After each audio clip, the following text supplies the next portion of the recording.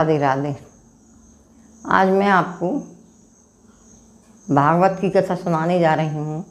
जब पांडव वनवास में थे उस समय उन्हें खाने की बहुत दिक्कत हुआ करती थी।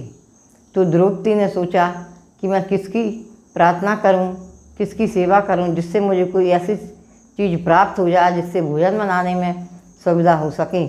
तो उन्होंने भगवान कृष्ण से कहा कि हे भाई, मुझे ऐसी पूजा बतलाइए या ऐसा व्रत बतलाइए जिसके कारण मैं खाने पीने की सामान की परेशानी ना उठाना पड़े। भगवान ने कहा तुम भगवान सूर्य की आराधना करो और उनसे अक्षय पात्र की को प्राप्त करो। द्रौपदी ने कहा ठीक है। उन्होंने भगवान सूर्य की आराधना की और उनसे कहा हे प्रभु, मुझे आप ऐसा अक्षय पात्र या बटलोई दीजिए जिससे मुझे मेरे परिवार को खाना बनाने में परेशानी ना हो, खिलाने में भी आसानी हो। भगवान सूर्य ने उन्हें एक बटलोई दी और कहा कि इसमें यह एक तरह का अक्षत पात्र ही है और इसमें जब तक तुम खाना नहीं खाओगी, जब तक ये पात्र भरा रहेगा और तुम्हारा खाना खाने के बाद यह पात्र खाली हो जाएगा। इतना कहकर द्रौपदी को आशीर्वाद देकर भगवान सूर्य चले गए।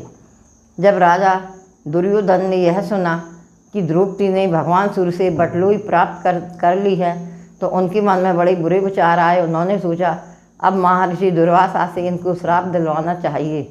इसीलिए वे महर्षि दुर्वासा के आश्रम पर पहुँचे और उन्होंने उनके कई दिनों तक बहुत अच्छी तरह से सेवा की।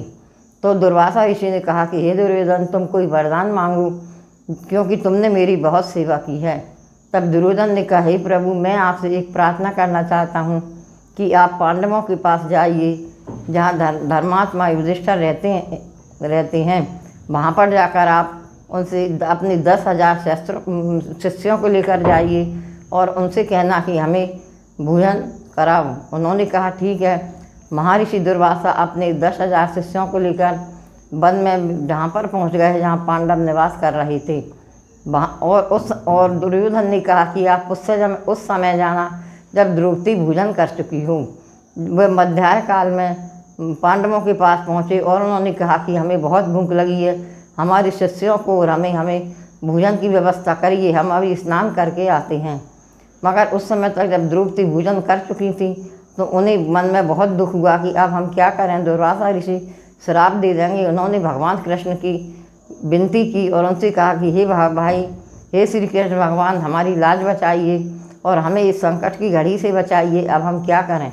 द्रौपदी की पुकार सुनकर भगवान कृष्ण दौड़े आए और उन्होंने कहा हे द्रौपदी, मुझे बहुत भारी भूख लगी है, कुछ खाने को दो। द्रौपदी ने कहा कि भाई, मेरे पास जो बटलोई है उसमें देखती हूँ अगर कुछ बचा हो तो तुम खा लेना। जब उन्होंने बटलोई देखी तो उस पर एक चावल का दाना और एक छोटा सा पत्ता चिपका हुआ था। भगवान कृष्ण ने कहा लाओ द्रौपदी, मुझे तो यही दो, मुझे बहुत ही भूख लगी है। द्रौपदी ने वह चावल का दाना और पत्ता भगवान कृष्ण को दे दिया। उसको खाने के बाद भगवान ने डकार ली और पानी पिया।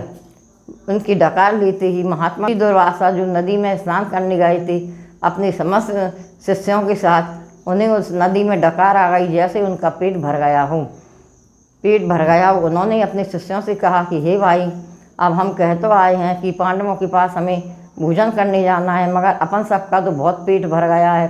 अब अगर हम भोजन करने जाएंगे और अगर भोजन नहीं करेंगे तो हमें श्राप का भाजन बनना पड़ेगा। इसलिए एक काम करते हैं, यहीं से अपने आश्रम को चलते हैं। और इतना कहते ही महर्षि दुर्वासा अपने शिष्यों सहित वहाँ से चले गए और वो भोजन करने नहीं पहुँचे। और द्रौपदी ने देखा कि महर्षि दुर्वासा नहीं आए तो उन्होंने सोचा जाने क्या बात है। मगर जब बहुत देर हुई तो उन्होंने मन ही मन में प्रणाम किया कि अगर महात्मा आए तो हम उन्हें भोजन कराएंगे और नहीं आए तो हम उन्हें प्रणाम करेंगे।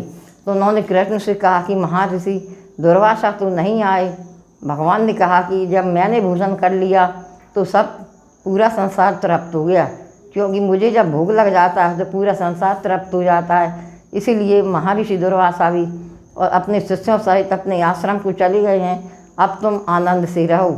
मित्रों, तो हम सभी को भगवान को भोग भी लगाना चाहिए, श्रद्धा और भक्ति के साथ उनकी पूजा करना चाहिए जिस तरह द्रौपदी ने की थी। और संकट के समय घबराना नहीं चाहिए, क्योंकि जब भगवान, जब हम भगवान को पुकारते हैं तो भगवान भी हमारा साथ देते हैं।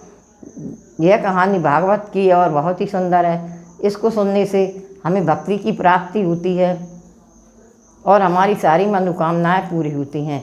भगवान भी अपने धाम को चले गए और द्रौपदी भी अपने कामों में लग गई। पांडव भी बहुत खुश हुए। यह कहानी हमें बहुत सुखदायक है। जय जय श्री राम।